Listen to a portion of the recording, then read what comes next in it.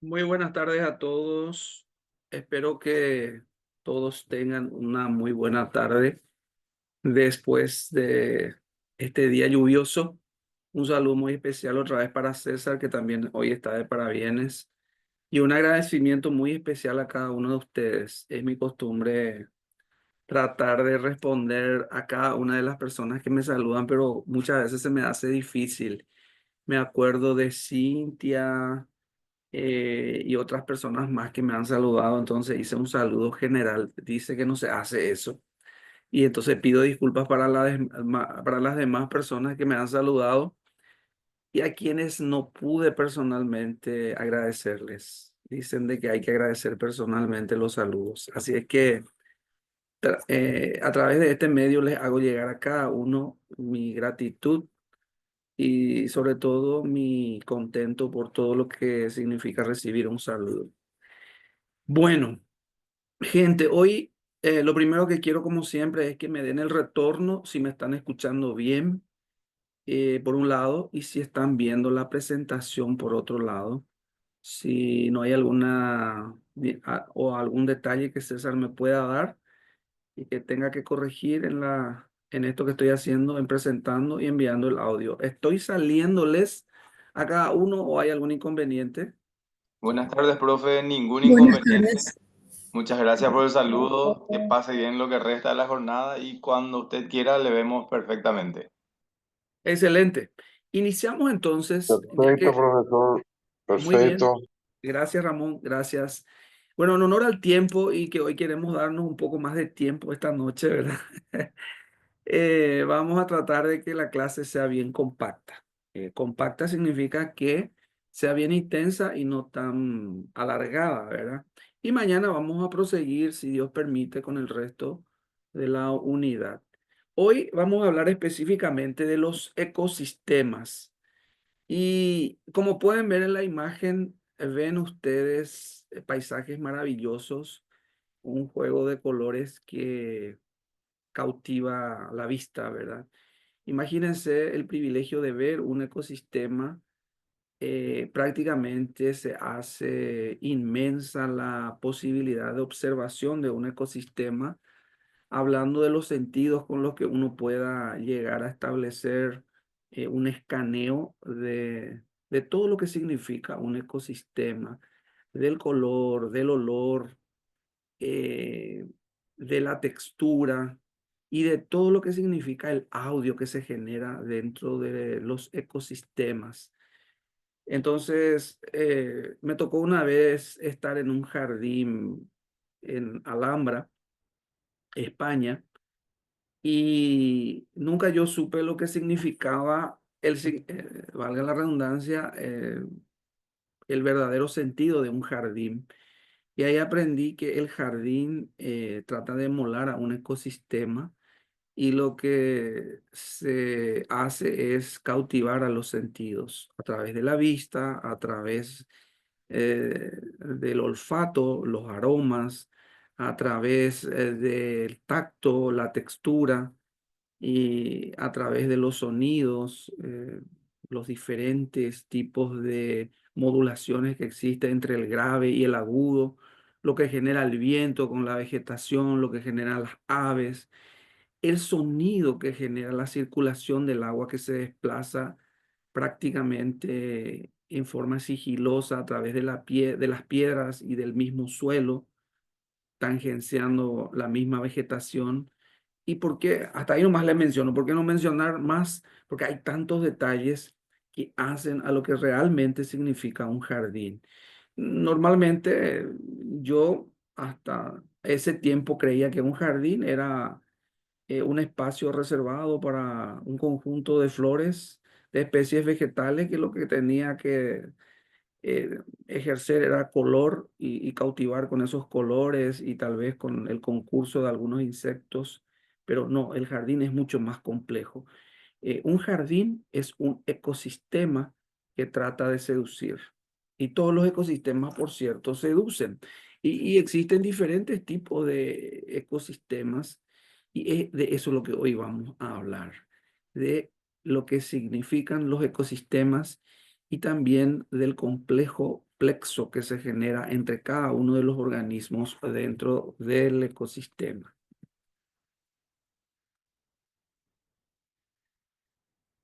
Bueno, en primer lugar tenemos que nosotros configurar a nuestro planeta como un sitio en donde la vida es posible, como un espacio que tiene tres componentes básicos, un componente gaseoso que es la atmósfera, un componente líquido que es la hidrosfera y un componente sólido que es la litosfera. Entonces, la parte de la Tierra en la que habitamos los seres vivos lo conocemos como biosfera. Reitero, esa parte del planeta en la que habitamos como seres vivos se conoce como biosfera. En la misma identificamos grandes regiones con características muy particulares en donde se observan especies parecidas principalmente de vegetación a las cuales se les conoce como biomas o regiones naturales. Los biomas o las regiones naturales son un conglomerado de especies análogas, no idénticas, análogas, semejantes, y que conviven dentro de un territorio específico. En este caso, es un territorio grande. Cuando nosotros hablamos de un bioma, siempre hablamos de un territorio grande.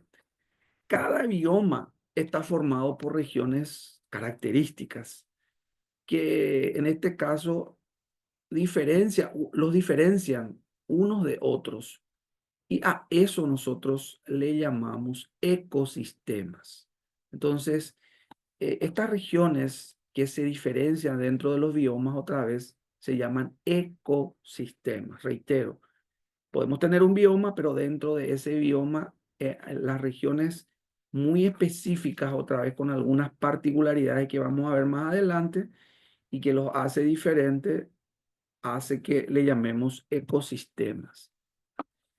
Y el ecosistema es el conjunto de interrelaciones entre la comunidad de seres vivos. Acuérdense que comunidades son conjunto de diferentes poblaciones ya que interactúan entre sí, pero en este caso es esa comunidad integrada por diferentes poblaciones de organismos y el medio físico o abiótico que los rodea. Llámese aire, llámese suelo, llámese roca, entre otros, ¿verdad? Y ahí pueden ver algunos ecosistemas muy particulares también, muy llamativos, que siempre cautivan, por cierto. Por ello también, y yo siempre soy un fanático de la jardinería o de los paisajes, ¿por qué no llamarlo?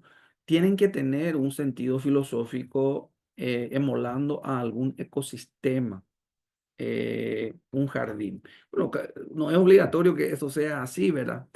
Pero dicen que para que cautive un ecosistema, específicamente un paisaje o un jardín, tiene que emular a ciertas particularidades muy propias del lugar, en donde se haga prácticamente agradable o factible la vida de las especies que conforman cada población, que interactúen entre sí conformando la comunidad y estas con el medio abiótico, la temperatura, la luz, la humedad del suelo, la velocidad del viento, la presencia de aguas superficiales, etcétera, y que hagan que estas comunidades encuentren una plenitud.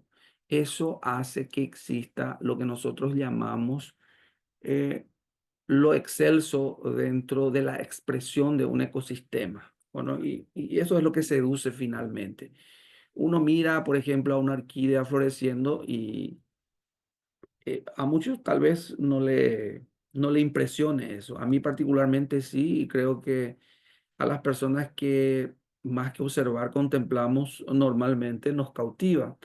Lo mismo tiene que hacer un ecosistema, pero más que cautivarnos, lo que tiene que hacer es eh, transmitirnos un mensaje con ese lenguaje ecosistémico, que es lo que pretendemos a través de la ecología, del estudio de la ecología, interpretar el lenguaje de cada uno de esos detalles ecológicos que representan eh, las comunidades dentro de los ecosistemas. Bueno, al hablar de ecosistema, cada uno de estos ecosistemas se compone por un conjunto de componentes vivos, como ya hemos dicho. Están los factores bióticos eh, y también los factores abióticos. Los bióticos son los que tienen vida y los no vivos son llamados abióticos. Entre los factores bióticos tenemos plantas y animales. Y entre los factores abióticos está el suelo, está el clima con sus diferentes componentes, temperatura, humedad, precipitación, viento, nube, etcétera. Todo eso hace al factor abiótico y también aparecen ahí los cursos de agua superficiales que son ríos, lagos, arroyos, etcétera. Tanto los factores bióticos como los abióticos, las plantas, los animales, el suelo, el clima, la humedad, etcétera, tienen que estar en armonía y a esa armonía le llamamos nosotros equilibrio. Técnicamente se le llama homeostasis. Así que aprender de esta terminología, homeostasis, que significa equilibrio.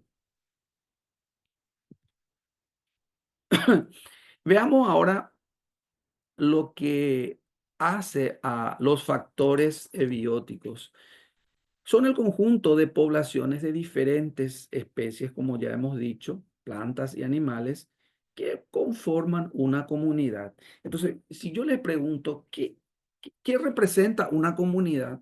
Ustedes me van a decir, bueno, una comunidad está representada por el conjunto de poblaciones que compone cada especie y en este caso una población tiene especies diferentes a otra y en conjunto hacen a la comunidad, ¿verdad? Juntos conforman la comunidad. Entonces, una comunidad es un conjunto de poblaciones de diferentes especies. Y ahí también pueden ver ustedes, en el caso de las aves, más arriba están unas cotorras, unas aves que son individuos de una misma población dentro de un ecosistema. Luego aparecen los lobos, las jirafas, etcétera, que conforman en realidad poblaciones que integran con los vegetales y otros organismos verdaderas comunidades. Al hablar ya de individuo o de organismo, es cada planta, cada animal, cada hongo, etcétera, que habita la tierra. Podemos considerar el término como equivalente a un ser vivo u organismo, ¿verdad? Ese es un individuo. Reitero, es cada organismo, un individuo es cada organismo presente en el ecosistema, ¿verdad? En la tierra, en este caso, y puede estar integrada por diversas especies, y aquí se cita hongos, animales, plantas, etcétera. En cambio, población es un conjunto de individuos, como ya hemos dicho en alguna otra oportunidad, es un conjunto de individuos de una misma especie que ocupa un hábitat determinado. Y ahí ven una población de ranas.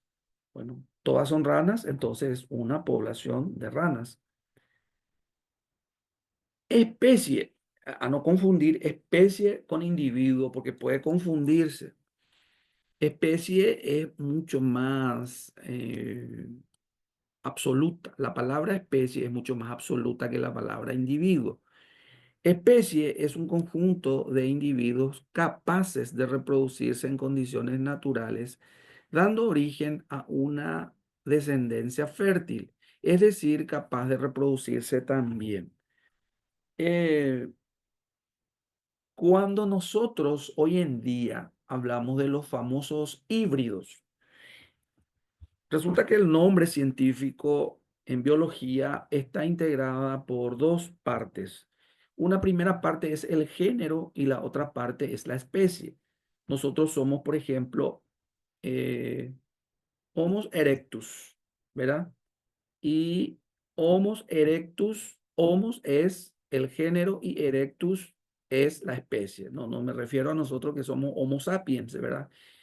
Pero en el caso nuestro de la humanidad actual, según la teoría de la evolución, nosotros somos de la especie. ¿De qué especie somos? A ver si me están siguiendo. ¿Verdad?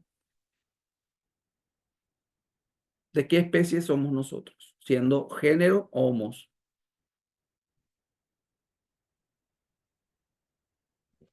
Homo sapiens, sapiens. Somos de la especie sapiens y del género Homo. ¿Entienden? Homo es nuestro género y nuestra especie es sapiens. Bueno, esa palabra sapien representa una serie de características que nos hace semejantes unos a otros, por eso conformamos una misma especie. Si yo le hablo, por ejemplo, a ver, otro individuo, el ganado bovino, una vaca. Vamos a suponer que la vaca sea originaria de Europa, entonces Bos taurus es el nombre científico de los bovinos europeos. Bos es el género y Taurus es la especie. ¿Me están siguiendo, verdad? En cambio, si yo traigo un ganado de la India, originario de la India, el nombre científico del ganado es Bos indicus, perdón, Bos indicus. Es el mismo género, ambos son del género Bos, pero la especie es diferente. El europeo tiene características muy particulares y el Bos indicus de la India tiene otras características. El Nelor, por ejemplo, vamos a hablar del Nelor, por ejemplo. El Nelor es un Bos indicus porque es un ganado cuya especie corresponde al Indicus, a la India, ¿verdad? Le llamamos ganado cebuino porque una de las características es la jiba que tiene en la espalda el ganado bovino indiano. En cambio, el Bos taurus, como por ejemplo el Aberdeen Angus, que el Angus, por ejemplo, es un ganado europeo, es un ganado macizo, de patas cortas, bien encarnada, con alta infiltración de grasa entre la carne. Unas características muy particulares, es ancho, es profundo el animal. En cambio, el animal Indicus es un animal alto, de características un tanto más elegante, tal vez, en el concierto de la silueta, ¿verdad? Pero hoy en día la gente mezcla una especie con otra. Y a esa combinación se le llama hibridación. Reitero, cuando yo cruzo, por ejemplo, un ganado indiano, un Bos indicus, con un ganado europeo, con un Bos taurus, yo tengo un animal híbrido. Y ese animal híbrido puede ser, por ejemplo, a ver un poco, ¿hay algún ganadero por aquí que me pueda ayudar? A ver si conocen algún animal híbrido. El Braford, por ejemplo. El Brahman con el Hereford, el Braford, puede ser. Entonces ya existe una infusión de sangre entre una especie y otra hasta llegar a una característica que le hace también, después de muchos años, le convierte casi en una especie al híbrido. Pero en su mayoría los híbridos no generan nueva especie. Reitero, en su mayoría los híbridos no generan nueva especie. Hay que utilizar, por eso se utiliza la inseminación o por eso se utiliza un medio en el que la procreación origine animales con una segregación homogénea. Lo mismo ocurre con el maíz. Cuando yo mezclo un maíz de una especie diferente con otra, el maíz, el nombre científico del maíz es Sea maíz. Maíz de los mayas, porque es originario de México el maíz. En cambio, hay eh, muchas especies, no solamente el maíz, entre los maíces. Cuando yo cruzo una especie con otra especie, lo que yo estoy haciendo es hibridando el maíz. Entonces, esa semilla híbrida va a dar una cosecha, pero la semilla de esa cosecha ya no va a dar una semilla muy homogénea en la siguiente generación. Entonces, para que sea una especie, tiene que tener estas características. debe ser capaz de reproducirse en condiciones naturales, y escuchen bien, dando origen a una descendencia fértil, es decir, capaz de reproducirse también. Bueno, y normal es que la gente, por ejemplo, eh, quiere utilizar la cosecha de una semilla híbrida como potencial portador de las características iniciales que tuvo esa planta y ya no es posible que eso se logre porque ya no es una especie lo que yo tengo, es una mezcla entre dos especies que luego va a segregar, va a haber una segregación genotípica y va a haber una dispersión de las características genotípicas. Eso quería que se entienda un poco en general, no es tan fácil interpretar, ¿verdad? Pero conocen la mula, ¿verdad? Buricá, la mula conocen. Es un híbrido también, porque es el cruce entre una especie y otra, ¿verdad? Entonces también es una prueba, ya no va a poder generar nueva especie homogénea y así sucesivamente. Bueno, eso es Profe, lo que es una especie, tiene que ser permiso, estable. ¿Alguna consulta? permiso. Sí, ¿Sí? sí, sí. Buenas tardes, disculpe, no sé si ya hace un momentito nomás pude acceder también y Sí. feliz cumpleaños otra vez. Espero que pases bien, que estés Gracias, pasando Julia. bien, con Mu- mucho trabajo igual. Muchísimas gracias. Profe, una consultita ahí de híbrido. Ese es, por ejemplo, en el caso de, suelo escuchar así de las frutas, por ejemplo, eso es lo mismo. O sea, Es lo sería, mismo, es lo mismo. de frutas suelo escuchar así de pomelo, o qué sé yo, algún tipo de fruta que suele, se trata entonces de lo mismo. O sea, es híbrido cuando se puede, ¿cómo que se puede decir? Una especie con otra, así es. Sí, ahora no Para. confundan la hibridación con el injerto, que es otra Ah, cosa. ahí está, sí. El Eso nomás me salió injerto, esa duda. ajá, Gracias. eso es otra Gracias. cosa. Si yo injerto, por ejemplo, normalmente el injerto se utiliza para conseguir algunas características deseables en el pie.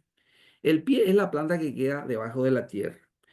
Y normalmente se utilizan los limones, que son muy resistentes a enfermedades del suelo, en el caso de los cítricos fundamentalmente. Entonces, ¿qué yo hago? Los cítricos pertenecen a la misma familia, no a la misma especie. Y en este caso no existe un intercambio genético. Eso hay que entender bien. En un injerto no existe un intercambio genético. Es como una clonación, pero lo que existe es una suerte de transporte de la savia a través de una unión nada más. ¿Y qué pasa? Por ejemplo, yo utilizo como porta injerto un limón, puede ser el Rampur, por ejemplo, que es un limón que se utiliza, un limón rojizo, casi naranja, que es muy resistente a un hongo en el suelo, que en realidad le afecta mucho a estas naranjas que inicialmente vinieron y fueron muy susceptibles a ese hongo. Entonces, ¿qué se hace? Se practica lo que se llama casi una clonación, es un injerto de una especie diferente sobre otra, pero no hay ningún intercambio genético. Es decir, si yo injerto la naranja sobre el limón, la naranja no va a ser más agria porque yo haya injertado sobre el limón. Va a tener las mismas características de la naranja que yo injerté porque no existe un intercambio genético. Solamente le sirve el pie para un transporte de nutrientes.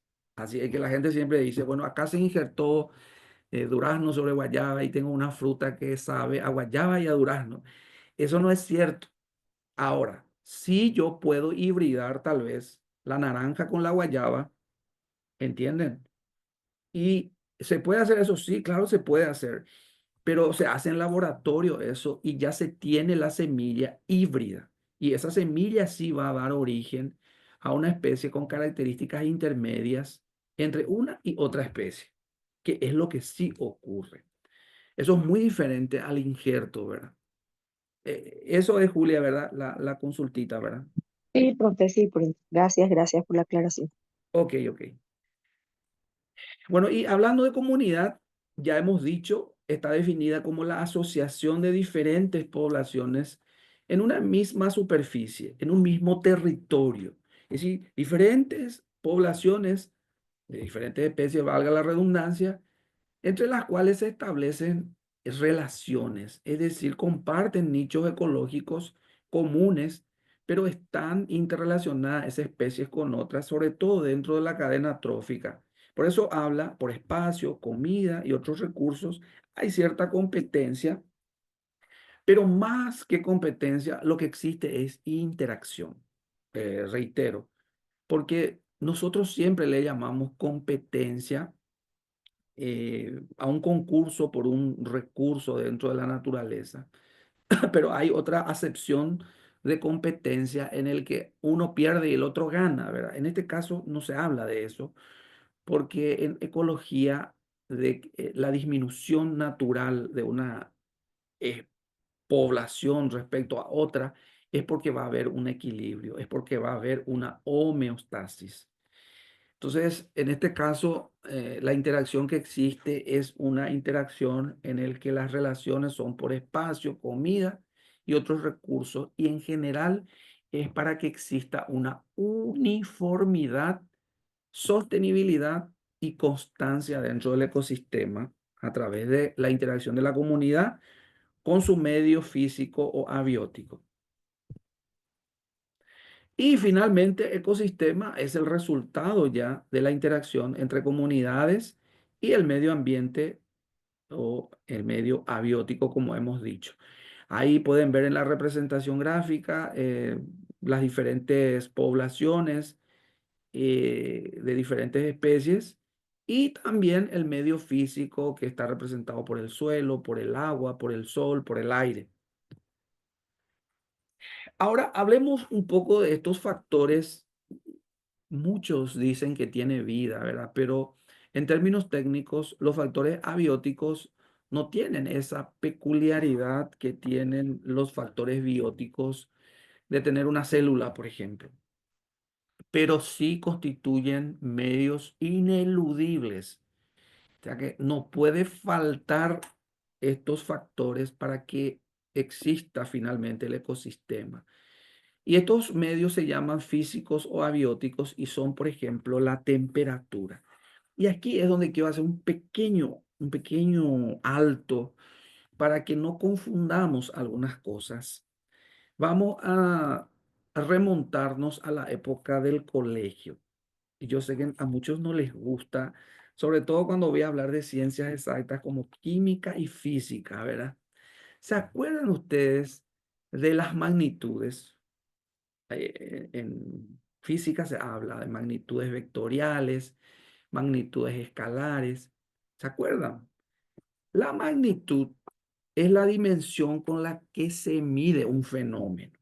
Reitero, la magnitud es la dimensión con la que se mide un fenómeno. Pero antes de todo eso, acordemos algo. Para que algo sea realmente procedente bajo la lupa científica, tiene que gozar de 4 condiciones básicas.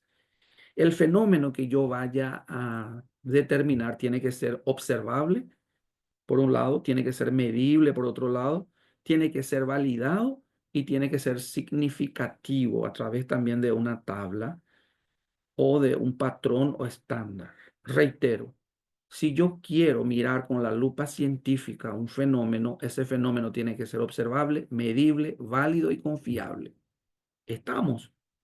Entonces, es así que al hablar de los factores abióticos, hablamos de las magnitudes, ¿verdad? La temperatura. ¿Qué fenómeno mide la temperatura? A ver si alguien se anima a decirme, remontándonos a la época del colegio. ¿Qué fenómeno mide la temperatura? A ver, ¿quién tuvo 4 o 5 en física? La El mayoría. calor, profe. El calor, exactamente, el calor. El calor, ¿qué es? Es una forma de energía, pero es un fenómeno que la ciencia desde un principio ha estudiado, ha puesto su lupa sobre este fenómeno, sobre esta forma de energía, el calor. Entonces, la magnitud con la que se mide el calor se denomina temperatura. ¿Entienden? Temperatura. Ahora, cuando yo hablo, por ejemplo, de que hace frío es también calor, porque que haga 0 grados no significa que no hace calor. Sigue haciendo calor, sigue habiendo flujo de energía. El calor es una forma de energía. ¿Estamos? Ahora, ahí es donde hablamos nosotros de la magnitud para medir ese fenómeno y se llama temperatura. Luego, para que yo ya observé, ahora ya medí con qué magnitud, con la temperatura, pero tengo que tener una unidad de medida para validar. Y ahí tengo la unidad de medida del calor, en este caso de la temperatura, grados Celsius, grados Kelvin, grados Reaumur, grados Fahrenheit, que son unidades de medida de una magnitud que mide un fenómeno. Y ese fenómeno es el calor. ¿Y qué es el calor? Es una forma de energía. Entonces, lo mismo pasa con la humedad, con la altitud, etcétera. ¿Qué son? Son magnitudes. Reitero, para que nosotros podamos ver con la lupa científica, necesitamos nosotros de que el fenómeno sea observable, sea medible, sea válido y sea confiable. Para que sea confiable, tuvo que haber pasado por varios sedazos eh, de patronizantes. Y esto ya pasó por varios sedazos patronizantes para que grado Celsius sea de 0 a 100, por ejemplo, ¿verdad? Y así sucesivamente, las demás unidades de medida, llámese Kelvin, Reaumur o Fahrenheit, se utilicen para tales o cuales condiciones. Kelvin se utiliza donde hace mucho frío y Fahrenheit donde hace mucho calor y así sucesivamente. Bueno, y existen las conversiones de una unidad a otra también. Bueno, tardé un poco aquí, ¿saben por qué? Porque muchos confunden temperatura con calor, con energía, etcétera. Y tenemos que tener bien clara la película para que podamos comprender muchas veces algunas nomenclaturas dentro del compendio o del compilado de lectura que tenemos que hacer para el control de lectura después. Bueno, la temperatura finalmente es un factor sumamente importante. ¿Por qué les parece que la temperatura es importante? Porque es un catalizador de los fenómenos que ocurren a nivel celular. ¿Y por qué un catalizador? Porque es una forma de energía. Yo creo que al inicio de clases les he hablado de que en el universo, según nuestro gran científico Einstein, ¿verdad? Hay dos elementos y luego viene el resto. Y los dos elementos son materia y energía. Y el calor es una forma de energía. Y esa energía que fluye a través de los espectros que se miden en grados Celsius genera una cierta fluctuación dentro de la actividad celular, ¿verdad? Y en la célula hay una serie de actividades físico-químicas y en donde la temperatura interfiere. En el invierno, por ejemplo, ustedes ven que los vegetales no crecen tan rápido, ¿sí o no? Claro, no crecen tan rápido. ¿Por qué? Porque hay una disminución considerable en el flujo de la temperatura. Pero no solo de la temperatura, también de la luz, que tiene que ver con el sol. Entonces, tanto la temperatura como la luminosidad, que es una magnitud que no está ahí, que es un factor que mide también el flujo de energía que se mide en espectros de radiación, son formas en las que las células se ven afectadas para bien o para mal en cuanto a su desarrollo. Y a eso le llamamos, cuando es la temperatura le llamamos termoperiodo y cuando es la luz le llamamos fotoperiodo. Y para cada especie existen niveles o coeficientes tanto de termoperiodo como de fotoperiodo. No vamos a ponernos a analizar eso aquí porque es una cuestión más de los agrónomos, ¿verdad? Ahora, analicemos el tema de la humedad. La humedad es otro factor abiótico sumamente crucial dentro del desarrollo de las poblaciones en un ecosistema.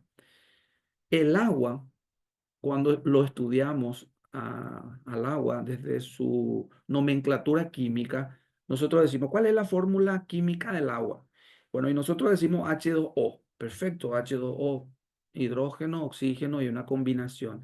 Ahora, hay que ver que nosotros estudiamos en química los diferentes tipos de enlaces. Y ahí ya no les gusta más a ustedes, ¿verdad? Cuando hablamos de los enlaces iónicos, de los enlaces covalentes, etcétera. Entonces, en el caso del agua, el hidrógeno se une a través de un enlace covalente con el oxígeno con un ángulo de 105 grados, ¿verdad? Existe una inclinación entre el átomo de oxígeno y los de hidrógeno de 105 grados. Ese ángulo de inclinación hace que esa molécula que se formó a través de la unión de esos átomos tenga ciertas particularidades que le da características, eh, no sé cómo expresar eso, impresionantes al agua. El agua es un solvente, primero que nada es una molécula, pero es un solvente que tiene características impresionantes. Conduce el calor, conduce la electricidad y por otro lado, en toda la naturaleza, el agua es el responsable o es la responsable, vamos a ver qué género le damos al agua.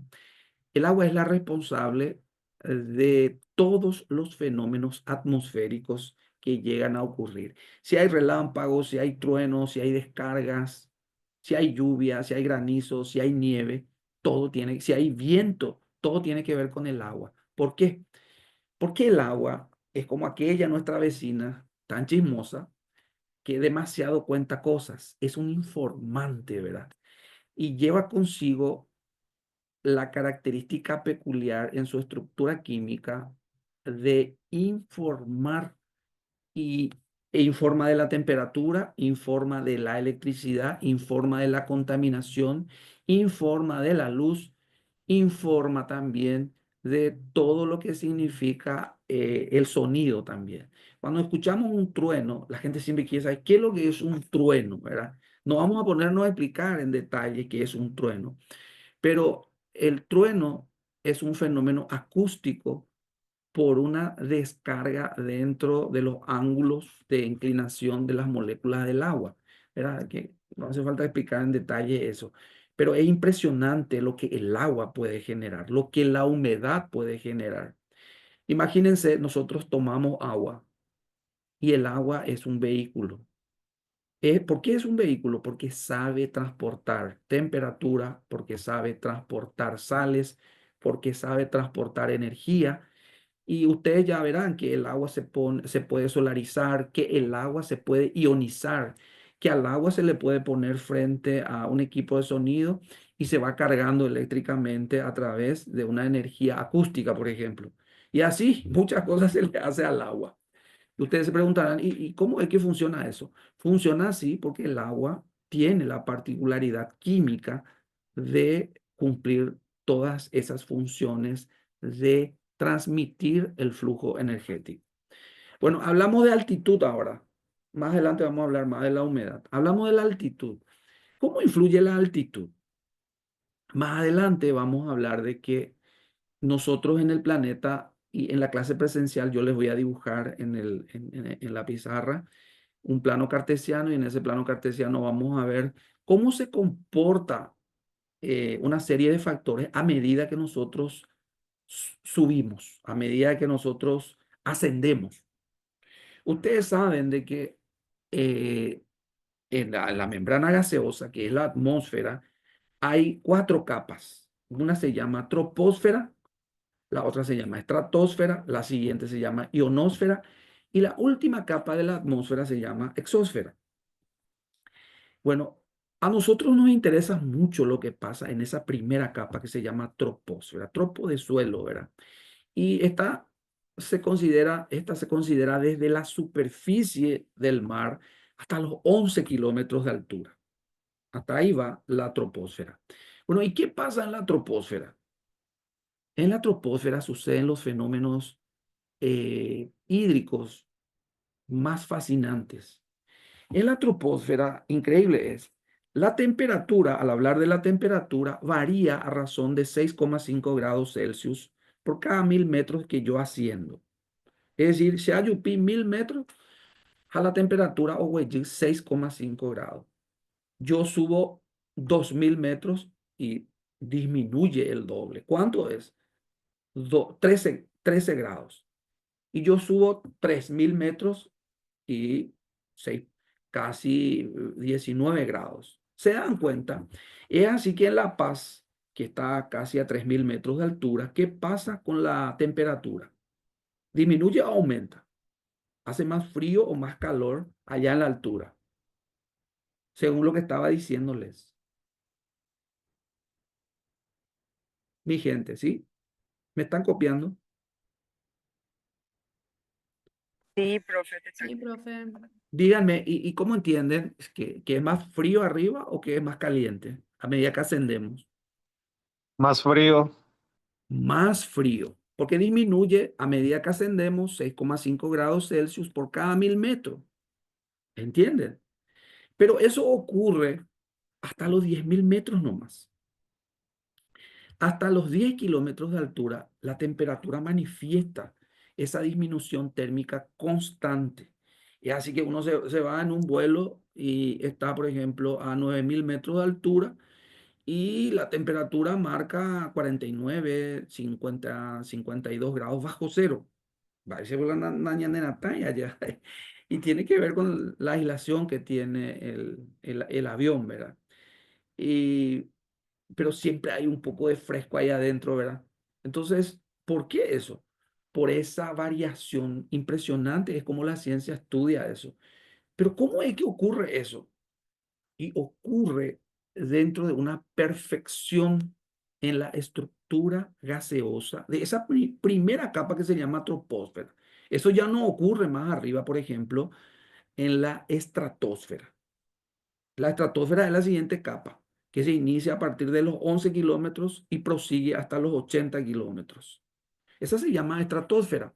Bueno, a los 25 kilómetros de altura, copienme bien, 11 a 80 kilómetros está la estratosfera. A los 25 kilómetros de altura hay un componente maravilloso que filtra la radiación ultravioleta y se llama O3, ozono. Ozono es el nombre común del oxígeno triatómico, ¿verdad? O3. ¿Y qué hace? Filtra la radiación química o ultravioleta, ¿verdad? Que puede penetrar a nivel celular y causar muchas alteraciones dentro, mucha degeneración celular si es que penetra en demasía, ¿verdad? En la superficie de la Tierra. Entonces, le hablé nomás de un componente más que ocurre en la altura. Al hablar de altitud nomás. ¿Y cómo se mide la altitud? La altitud se mide en metros sobre el nivel del mar. Por eso van a ver MNSM, metros sobre el nivel del mar, que es la nomenclatura, que es la unidad de medida para medir. Normalmente hay otras unidades, pies también se habla, ¿verdad? Pero nosotros hablamos siempre en metros sobre el nivel del mar. Si yo le pregunto a ustedes, ¿a cuántos metros sobre el nivel del mar estamos en, no sé, en Santa Rosa? Estamos aproximadamente de 140 a 160 metros sobre el nivel del mar. Pero yo me voy a Yolas y eso se reduce bastante. Yo estoy seguramente a 97, 110 en algunas zonas sobre el nivel del mar. Cuando estoy en la costa del río, estoy a 97 metros sobre el nivel del mar.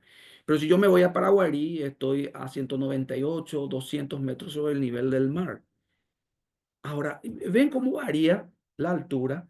¿Y qué ven que varíe también con la altura? Y varía también el ecosistema. Al hablar de suelo, ni qué decir. ¿Por qué? Porque el suelo es prácticamente un resultado de la meteorización de las rocas. Ustedes saben que hay tres tipos fundamentales de rocas, que son las ígneas, las metamórficas y las sedimentarias. ¿Estamos?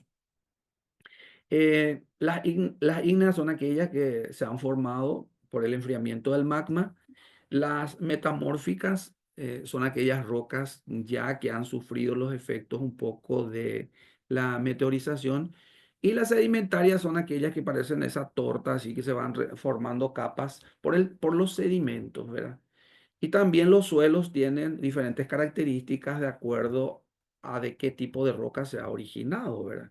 Están los suelos aluviales, que no tienen nada que ver tal vez con las rocas, sino más bien tiene que ver con la erosión o el transporte a través de las aguas de suelos que normalmente le dan mucha fertilidad a esos espacios. Suelos que se han formado por aluviación, ¿verdad?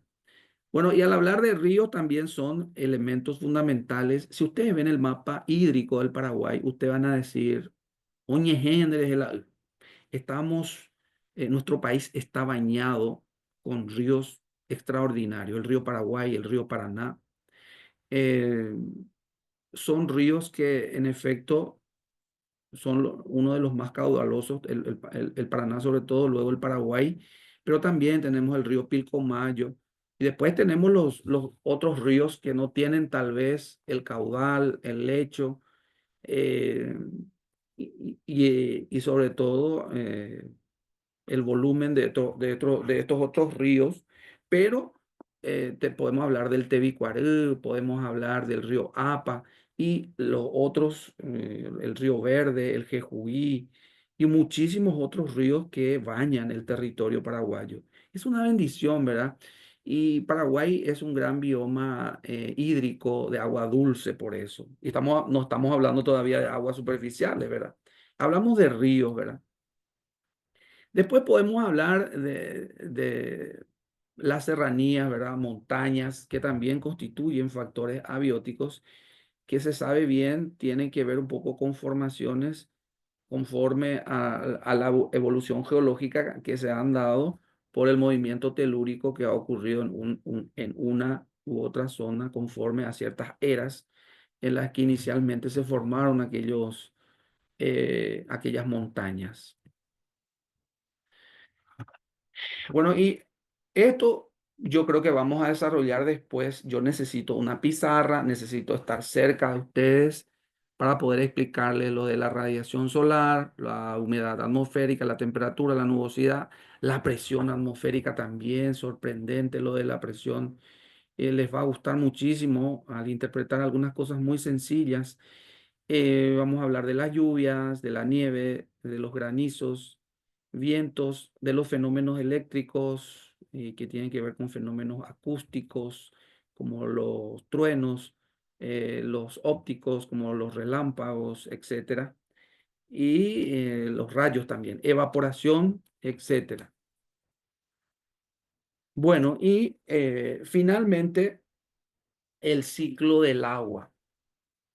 Bueno, el agua, como yo les dije, ¿se acuerdan que les dije, les hablé sobre el agua? Es una sustancia, es un solvente sumamente diferente al resto de los líquidos. Por eso es que cuando uno busca vida, busca agua. El agua prácticamente es el motor dentro de un ecosistema, dentro de un bioma, para que exista vida. Y las diferentes formas en que el agua se va transformando eh, es impresionante, tiene un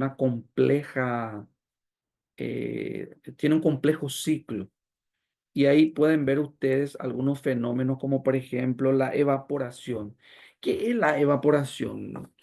Y muchos creen que la evaporación es producto de que el agua se haya calentado a 100 grados y que se haya convertido de su forma líquida a su forma gaseosa. Y yo les cuento que no es así, ¿verdad? A cualquier temperatura puede haber evaporación.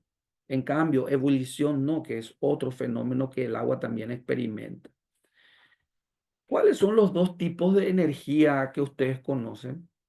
Eh, Fundamental, ¿verdad? Porque no les hablo de energía eléctrica, energía calorífica, energía química, sino de los dos grandes tipos de energía que ustedes conocen según el mismo Einstein. Einstein dijo que en la naturaleza nada se crea, nada se destruye, todo se transforma. ¿Y él qué dijo a colación de eso? ¿Qué dijo con relación a los dos grandes tipos de energía? ¿Cuáles son? Cinética y potencial. Cinética y potencial.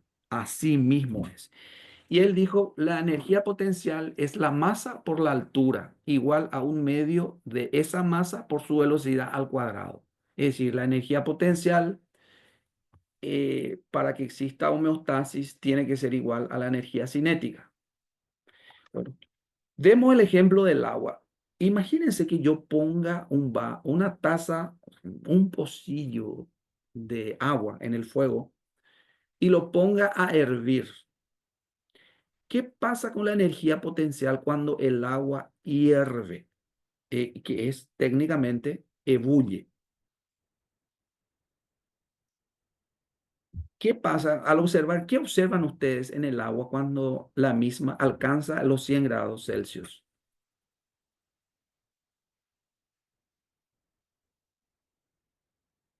¿Qué pueden observar desde el punto de vista visual? Entra en ebullición. ¿Cómo? Un proceso, profe, un proceso. Sí, un proceso. ¿Qué dijo el compañero de antes? Sí, es un proceso. Ebullición, dijo. Sí. ¿Y qué es como yo le digo siempre a mis estudiantes, en términos cristianos, qué es ebullición? ¿Pero qué es lo que ven ahí? Así, con un término más sencillo, ¿qué pueden observar? Vuelve a caer, ¿Cómo? vuelve a caer. Antes de volver a caer, ¿qué pasa con el agua? Al hervir producen así ciertas burbujas que van ¿Y cómo están esas evaporando. burbujas? Se eleva. Eh, se- sí, van saltando, es como que van saltando, digamos. Van saltando, pero se Yo, mueven de un yo lugar digo, a profesor, que se evapora el agua cuando hierve. también se evapora. Pero también, ¿qué hace? Hay un término sencillo que ustedes me tienen que decir. Dijeron que bulle, que salta, pero más que eso.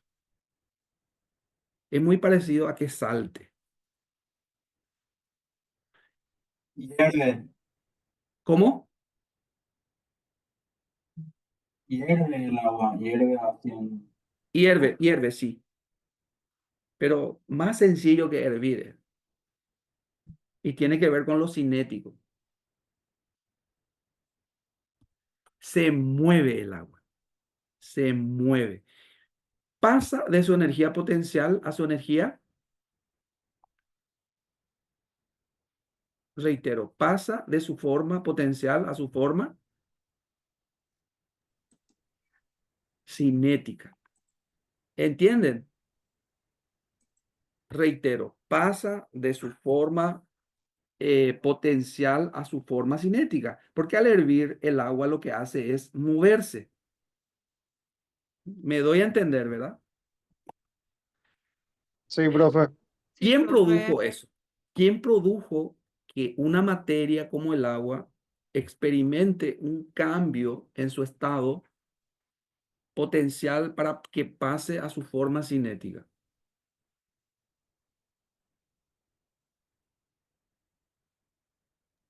Otra Ener- forma de energía. ¿Cuál es esa otra forma de energía?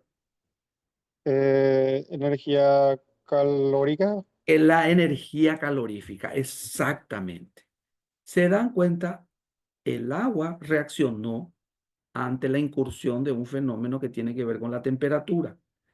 Ahora, así como el agua, las otras moléculas u otras sustancias también tienen su punto de ebullición. Ahora, alguien dijo, también se evapora. Sí, paralelamente ocurren dos fenómenos ahí. Ocurre un fenómeno de la ebullición, como dijo el compañero, en donde el compuesto pasa de su forma potencial a su forma cinética y también se evapora, porque la evaporación no es más que el paso del agua por un aumento de la temperatura de su forma líquida a su forma gaseosa. Pero al hablar nomás de la energía, el agua es muy vulnerable o sensible a la mínima variación de la energía. Por eso hay que estos temporales que se forman y se habla del calentamiento global, tiene mucho que ver con la masa acuosa que hay en la atmósfera. No es natural, escuchen bien, no es natural que volúmenes muy pronunciados de vapor de agua esté en la atmósfera. Es así que el 97% de las aguas del planeta son aguas saladas. Y estas aguas saladas, a diferencia de las aguas dulces, pasan difícilmente de su energía potencial a su forma cinética. Es decir, difícilmente se evaporan. ¿Por qué? Porque hay un soluto dentro de ese solvente que es la sal. Es decir, si yo pongo agua salada a hervir paralelamente con agua dulce, indiscutiblemente el agua dulce va a hervir primero y se va a evaporar primero, categóricamente, ¿verdad? No, sin que tampoco deje de evaporarse o hervir el agua salada, pero mucho después de que haya hervido el agua dulce. El agua dulce se supone que no tiene muchos elementos, sobre todo muchas sales, ¿verdad? Muchas, digo, porque también se supone que algo de sal tiene que tener, ¿verdad? Entonces, hago referencia un poco a eso. ¿Para qué? Para darnos cuenta que el calentamiento global, al hablarnos más de el cambio climático, hace que aún así el agua salada de los océanos se evapore en demasía. Y que el agua en sí, ¿qué lleva dentro de sí? Y lleva en su memoria, porque el agua tiene memoria, grábense bien esto, cada átomo y cada molécula que conforma H2O tiene una memoria que lleva una información de la energía. Y esa memoria de la energía que lleva el agua, tarde o temprano genera fenómenos. Por ejemplo, cuando lleva una temperatura dada, sí o sí tiene que generarse cuando hay ciertos volúmenes y ciertas interferencias de otra molécula con otro régimen de energía, por el gradiente o por la diferencia en el flujo de energía, hay una interacción que inicialmente produce el viento. Inicialmente produce el viento, pero cuando ese régimen es mayúsculo, es decir, cuando el gradiente, la diferencia entre una masa y otra es muy grande y que puede ocurrir solamente sobre los océanos, se producen los famosos huracanes, por ejemplo, que se forman por una interacción de la energía que tiene esa masa acuosa. Bueno, y ahí pueden ver la precipitación. Ustedes tienen que saber que las nubes tienen agua en un 99% en estado líquido.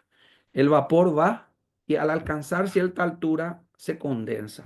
¿Por qué se condensa? Porque ya hemos dicho que a medida que ascendemos la temperatura baja nuevamente.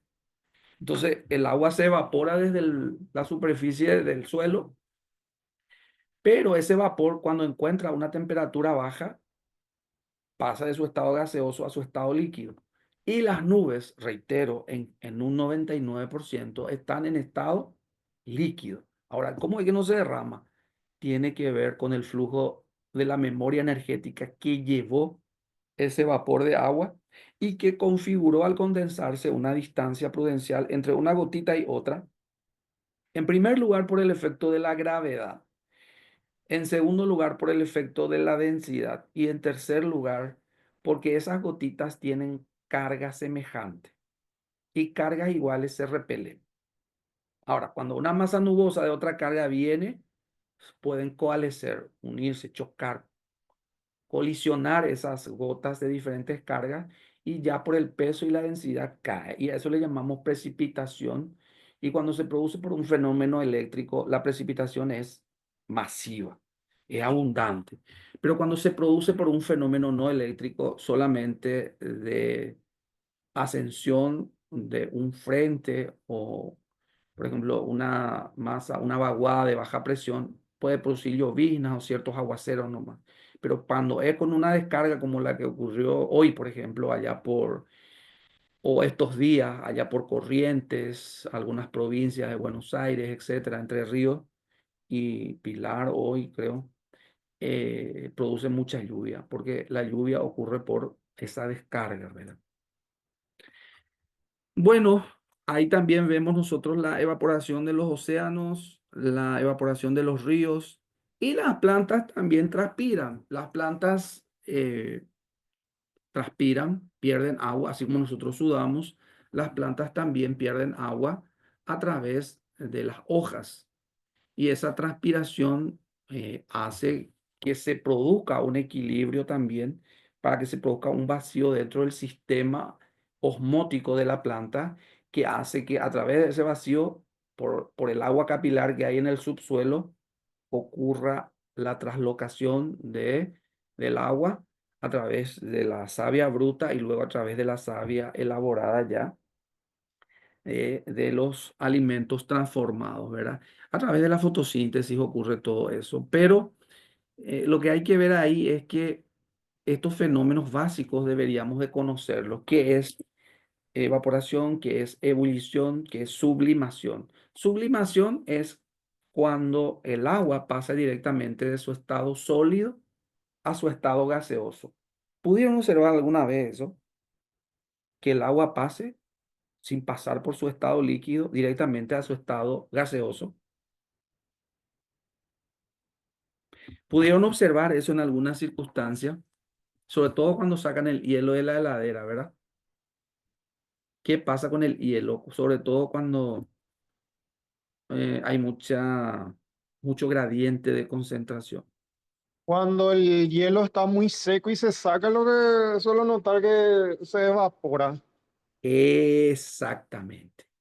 ¿Por qué ocurre esa evaporación? Porque el gradiente de concentración entre el compuesto, que es el hielo, y el aire es muy grande. Entonces directamente ese elemento sólido, que es el hielo, pasa a su estado gaseoso. No, mínimamente, eso es mínimo eso, pero se nota. A ese fenómeno en el que una sustancia pasa de su estado sólido a su estado gaseoso sin pasar por su estado líquido, por un aumento de la temperatura, se le llama sublimación. Por eso se le llama sublime a algunos hechos o algunos seres como las madres, a colación de que la próxima semana nuestras madres van a tener su día, ¿verdad? Se le dice sublime por ese hecho, de que pasa directamente de ese estado natural a ascender arriba, ¿verdad? Y a eso se le llama sublime. Viene del fenómeno sublimación, que es un fenómeno que se da también con el agua, ¿verdad? Después tenemos la liquidificación, que es el paso del vapor a su estado líquido por una disminución de la temperatura, en la condensación, ¿verdad? O liquidificación. Y en la precipitación, que ya todos saben, ¿verdad? Luego ocurre otros fenómenos como por ejemplo la infiltración, que es el paso del agua desde el suelo hacia el subsuelo. Y así sucesivamente tenemos también algunas corrientes desde las aguas subterráneas hacia las aguas superficiales. No crean ustedes que las aguas superficiales eh, ocurren por una cuestión espontánea. En primer lugar, hay nacientes y esas nacientes tienen verdaderos alimentos o fuentes de aguas subterráneas que van alimentando las aguas superficiales. Por ejemplo, ¿dónde nace el río Paraguay? Bueno, y en el Pantanal fundamentalmente. Pero a lo largo del Pantanal existen varias nacientes y esa naciente está sobre un gran acuífero que le alimenta al Pantanal para que fluya el agua. ¿Se imaginan ustedes lo que significaría una alteración de ese ecosistema sobre el flujo del agua superficial que constituye, por ejemplo, el río Paraguay, ¿verdad? Sería un desastre, ¿verdad? Y así hay muchos, si nosotros viajamos desde Ayola a Asunción, van a encontrar muchos vestigios de arroyos, o sea que ex arroyos, que en la antigüedad, hace 100, 150, 200 años, eran cursos de agua. Eran cursos de agua, ¿verdad? Que por una irrupción dentro del flujo subterráneo han sufrido también la suspensión en la circulación superficial de esas aguas. Y bueno, la clase de hoy es hasta aquí. Mañana vamos a proseguir. Yo lo que quiero saber es si me copiaron bien, si realmente nos entendimos, si me escucharon. Veo que están 20 en la plataforma. Pues una buena Sí, cantidad. profe. Y quiero recibir algunas preguntas, algunas consultas si tienen, por favor, para que eh, podamos aclarar. Si qué les parece, voy rápido, voy lento, que me aclaren un poco para ir avanzando. Eh, los trabajos están en la plataforma ya, no sé si pudieron acceder. Los trabajos prácticos están los detalles, la metodología de cómo hay que hacer. Yo ya les expliqué la vez pasada que mínimamente deben ser dos, preferiblemente me gustaría que formen grupos de 5 y cualquier consulta, si es que está a mi alcance también, yo voy a aclararles. Así es Pro- que, sí, Profe, vos sí, señor. dijiste que podíamos alzar videos. ¿Esos videos tienen que ser hechos por el grupo o podemos sacar de internet? No, Esa- esos videos ustedes tienen que elaborar, ustedes tienen que preparar esos videos. Así como yo le estoy hablando aquí, uno, dos, o si quieren más, pueden hablar en ese video y explicar un poco. Ese video, preferiblemente en promedio, no dura 7, 10 minutos, no más. Si ustedes presentan ese video, no hace falta que presenten el trabajo escrito. Algunos presentan ya el trabajo escrito y el video también, sin perjuicio, ¿verdad? Pero si los que entreguen el video no están obligados a entregar el trabajo escrito. Ahora, los que entreguen el trabajo escrito sin el video, en la clase presencial yo les voy a pedir que presenten el trabajo, que pasen adelante a presentar el trabajo. Las dudas aclaradas, Entendido, profe. entendido, profe. ¿Se entendió, verdad? ¿Alguna otra consultita que tengan por ahí que yo le pueda aclarar? ¿Qué fechas son las clases presenciales, profe? La próxima semana, a ver un poco, hoy estamos 9, creo que es el 17, sábado 17 puede ser, sí, sábado 17 de mayo. ¿A qué hora, profe, vamos a empezar? Y a las 8 yo quiero empezar, a las 8 de la mañana. Espectacular, profe. Yo te cuento que tengo actividad ese día, voy a llegar un poquito más tarde, tipo las 9:30 voy a estar, pero no me quiero perder de esa clase, profe. Sin problema, sin problema. Eh, yo quiero empezar a las 8 para no terminar muy tarde nomás, ¿verdad? Esa es yo sé que es un sábado, no es fácil, ¿verdad? Para ustedes, pero si nos comprometemos juntos y tratamos de estar para esa hora y a los que les cueste demasiado pueden ir llegando más tarde sin problema. Yo quisiera que sea el próximo sábado 17 para que podamos un poco no salir muy tarde de ese sábado. 1:30, 2, de repente puede ser si ya empezamos muy tarde. Y si empezamos a las 8, 12:30, 13, ya podemos culminar eso. Las 12 yo creo que podemos terminar, profesor, con el debido respeto que usted se lo merece. Es Excelente. una hora. Y profesor, nosotros tenemos que viajar otra vez, ir al interior. El camino está muy feo y usted sabe, el osado, un trajín enorme nosotros que vivimos Claro, acá. yo pienso que si todos interactuamos un poco, nos ayudamos, claro que sí, sí, sin drama vamos a terminar para esa hora. Vamos a darle un cambio más a la velocidad y seguro que sí, segurísimo. Genial sería, profe. Excelente. Y bueno, por hoy mi ponencia es esta y nos encontramos entonces mañana a las 8:30 solemos encontrarnos. Sí, 8:30. 8:30. César, ¿está bien? 8:30. Sí, profe, sin problemas. A la hora que usted diga, 8:20, por ahí ya va a estar disponible el enlace para unirse. Excelente. Excelente. Vamos a estar ahí arrancando 8:30 entonces. Que tengan un muy buen resto de jornada y bendiciones a todos. Gracias, buenas Gracias, noches. profe. Hasta mañana. Gracias, profe. Chao, chao. Chao, chao. Gracias, que pase bien, chao. Chao.